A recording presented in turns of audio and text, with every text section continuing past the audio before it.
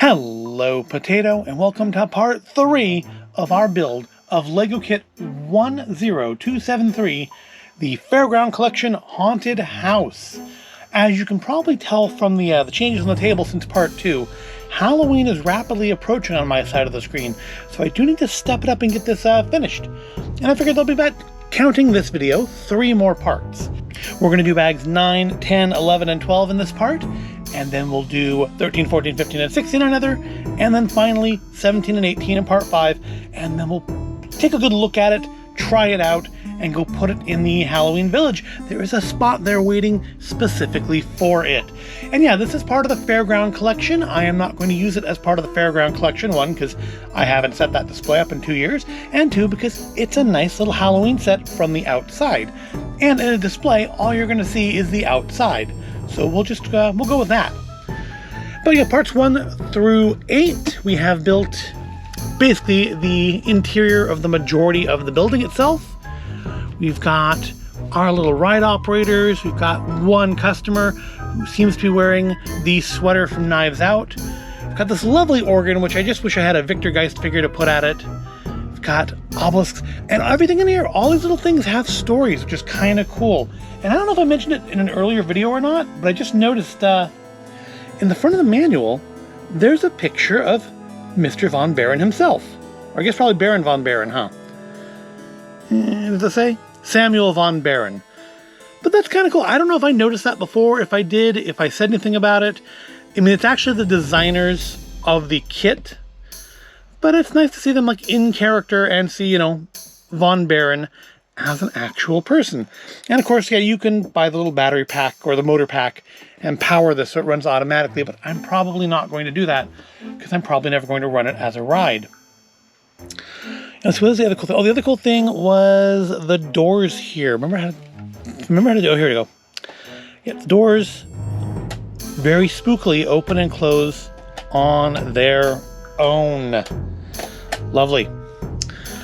So yeah, let's bust out bag number 9 here and continue with our build.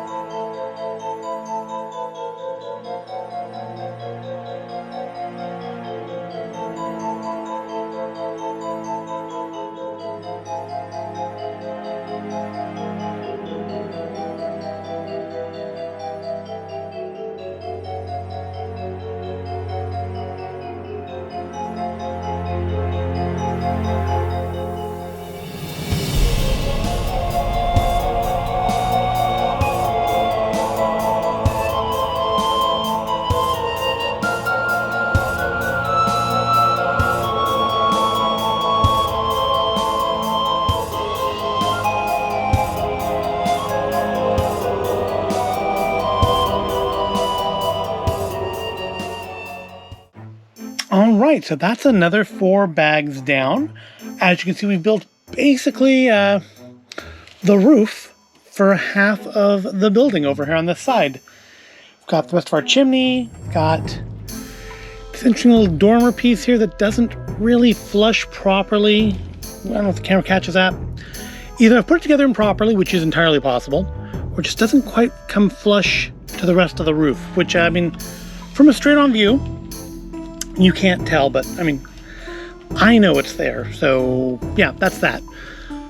We have a lot of other little things built in this time. No more minifigures yet. No more characters, but we have a bunch of new items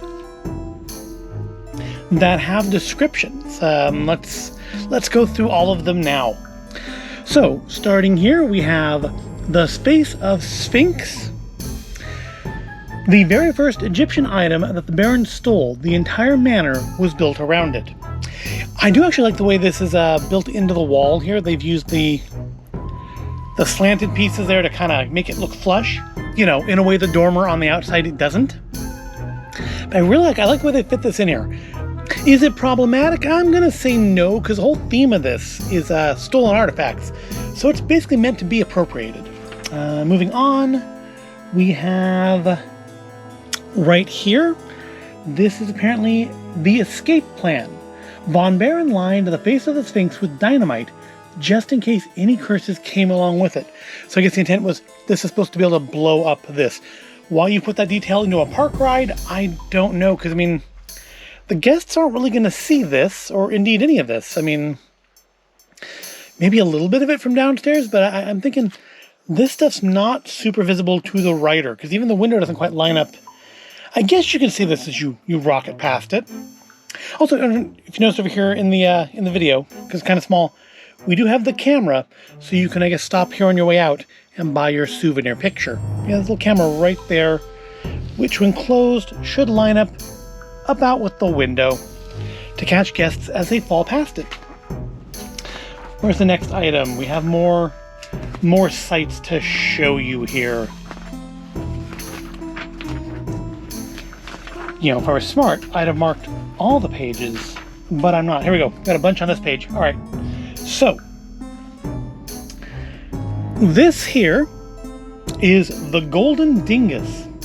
As Von Baron reached out for the Golden Dingus, the Yeti suddenly appeared and ate his left hand. Luckily, he already had a hook for a left hand, so he simply replaced it with a new one. Convenient that. This is the Orb of Ogle, and that's all in capitals, O-G-E-L. A prototype for the mind control superweapon used by the evil Ogle Empire. Von Baron always kept one handy for a rainy day. So I'm guessing that's a reference to another LEGO line that I don't collect and therefore don't get. Because it seems like it's a reference to something, doesn't it? If you know what it's a reference to, let me know in the comments. This here is the Box of Junk. A heavy, dusty box of junk. A faded sticker reads, "I love trash." Okay, well that would have been like the one time I would have accepted a sticker then, isn't it? Oh well. No sticker there. I think the only other thing we have is the altar here. A lot of these, oh, you can't see them from the side. We'll talk about it in a second when I flip it back around to look at the front. But for now, here we go. Here we go. Few more items here. Okay. Well, 2 more items. The altar of Al has red. It is unknown for what dark rites this heavy-looking stone table was originally intended. The Baron used it for light reading on rainy days. And here we have the Forbidden Skeleton.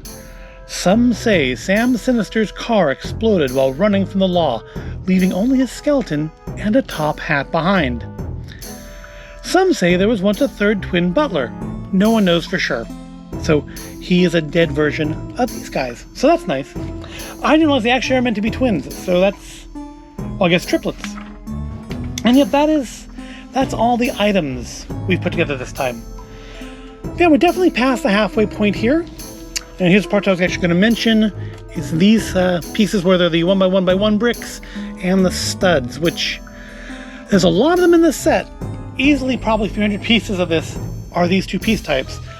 But I think they really do look nice. They're kind of a pain to put together, but they really do create a nice effect, I think, on the outside. And then look around the back, we've not really much to talk about back here. Some more roof, some more windows.